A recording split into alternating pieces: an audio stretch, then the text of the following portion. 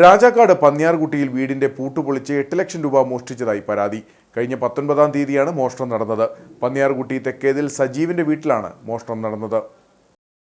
കഴിഞ്ഞ 19-ാം തീയതിയാണ് മോഷണം നടന്നത്. പന്നിയാർകുട്ടി തെക്കേതിൽ സജീവിന്റെ വീട്ടിലാണ് മോഷണം നടന്നത്.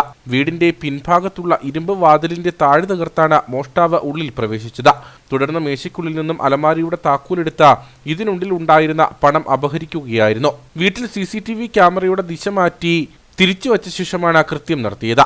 തോട്ടം തൊഴിലാളിയായ ഭാര്യയെ വിളിക്കാൻ എല്ലാ ദിവസവും ഉച്ചയ്ക്ക് ശേഷം പന്നിയാർകുട്ടിക്ക് പോകുന്ന വിവരം വ്യക്തമായി അറിയാവുന്നവരാണ് മോഷണത്തിന് പിന്നിലെന്ന് സംശയമുണ്ടെന്ന് വീട്ടുടമ പറഞ്ഞു.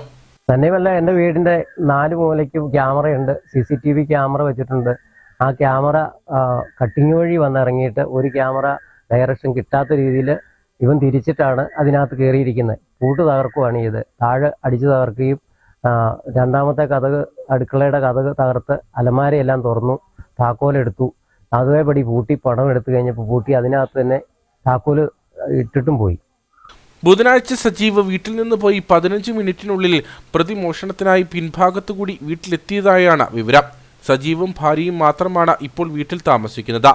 മകൻ 2 വർഷമായി വിദേശത്ത് ജോലി ചെയ്യുകയാണ്. കേരള ബാങ്കിൽ കുടിശ്ശികയുള്ള വായ്പാ തുക തിരിച്ചടയ്ക്കുവാനായി സ്വരൂപിച്ചു വെച്ച തുകയാണ് പ്രതി മോഷ്ടിച്ചത്. പരാതിയെ തുടർന്ന് രാജാക്കാട് പോലീസ് നടത്തിയ അന്വേഷണത്തിൽ പ്രതിയെന്ന് സംശയിക്കുന്നയാളെ കസ്റ്റഡിയിലെടുത്ത് ചോദ്യം ചെയ്തിരുന്നു. എന്നാൽ പിന്നീട് ഇയാളെ വിട്ടയച്ചു. ഇടുക്കിയിൽ നിന്ന് പോലീസ് നായയും വിരലടയാള വിദഗ്ധരും സ്ഥലത്തെത്തി പരിശോധന നടത്തി. പന്നിയാർകുട്ടി മേഖലയിൽ അടുത്ത നാടുകളിലായി മോഷണങ്ങൾ പതിവാണെന്ന് നാട്ടുകാർ പറഞ്ഞു.